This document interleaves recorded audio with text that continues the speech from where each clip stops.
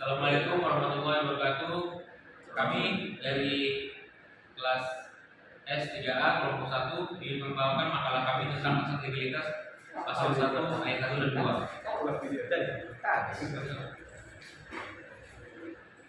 Pembahasan pertama, definisi dan makna aksesibilitas. Sekaligus menanyakan kawan yang kesehatan KUHP tidak ada perbuatan yang dapat dipidana kecuali atas perbuatan undang-undang. Prioritas dinyatakan bahwa pasal 1 ayat 1 KUHP tidak pidana yang belum diperbuat dilakukan pasal ini adalah salah satu pasal tentang asas. Masalah definisi aksesibilitas terdapat kesamaan pandangan di antara para ahli hukum pidana bahwa pengertian aksesibilitas adalah tiada perbuatan dapat dipidana kecuali atas dasar kekuatan ketentuan pidana menurut undang-undang yang sudah ada terlebih dahulu.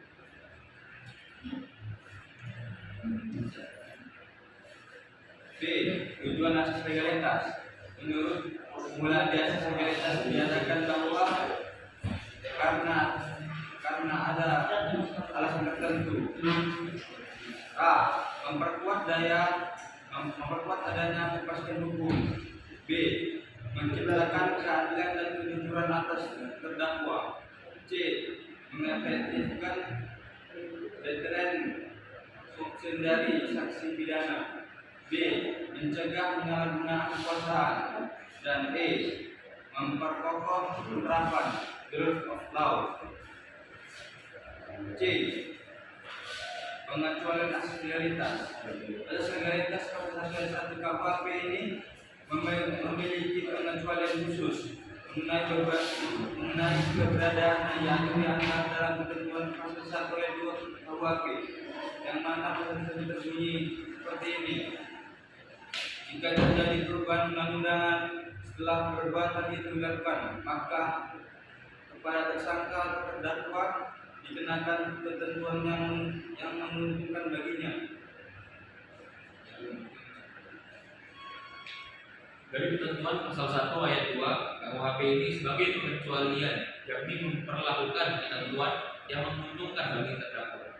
Menurut Jokas, pengertian menguntungkan di sini bukan saja terhadap pidana dari perbuatan tersebut, tetapi juga mencakup penuntutan bagi terdakwa. Ada bermacam teori yang menyangkut masalah perubahan peraturan perundang-undangan yang dimaksud dalam hal ini, yaitu sebagai berikut. Yang pertama, teori formil yang dipelopori oleh Simon berpendapat bahwa perubahan undang-undang baru terjadi bila mana redaksi undang-undang pidana tersebut berubah. Yang kedua, teori material terbatas yang dipelopori oleh Van Jones berpendapat antara lain bahwa perubahan undang-undang yang dimaksud kalau diartikan perubahan keyakinan hukum dari pembuat undang-undang.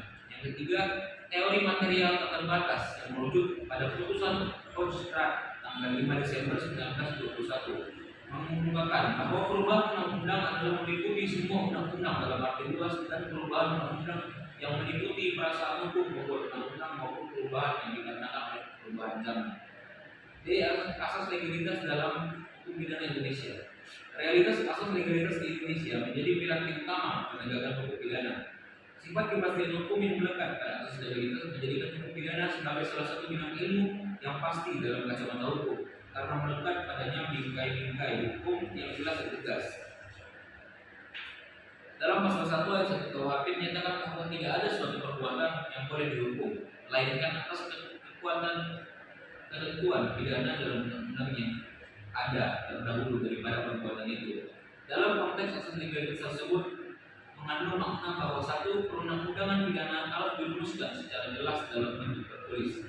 Kedua, perundang-undangan pidana tidak boleh berlaku surut. Yang ketiga, dalam hukum pidana tidak dibenarkan untuk menerapkan analogi. Realita di Indonesia, asas legalitas tidak diatur secara mutlak dengan melihat fakta-fakta sebagai berikut. Yang pertama, perundang-undangan pidana harus dirumuskan secara tertulis. Faktanya di Indonesia, hukum yang berlaku yaitu hukum positif meliputi hukum yang dibuat oleh penguasa, hukum adat dan hukum Islam, terutama dalam kitab undang-undang hukum perdata. Dalam lapangan, hukum pidana selain atas dasar KUHP dan kitab undang-undang di luar KUHP sebagai dasar legalitas perbuatan yang dapat dihukum. Yang kedua, peraturan hukum pidana tidak boleh berlaku surut.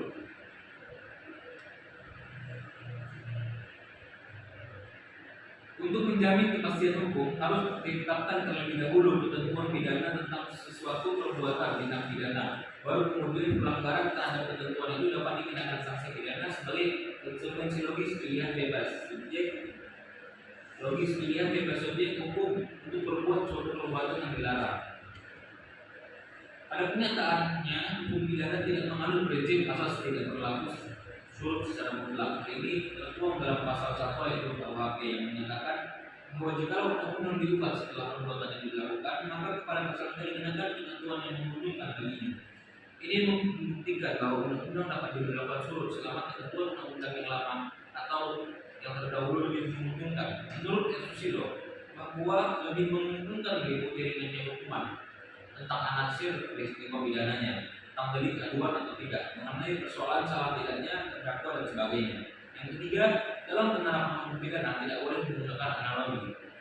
Kadangkala dalam penerapan hukum pidana terhadap kasus konkret, hakim harus melakukan penentuan hukum melalui sumber dengan menggunakan metode penaksiran dalam hukum pidana.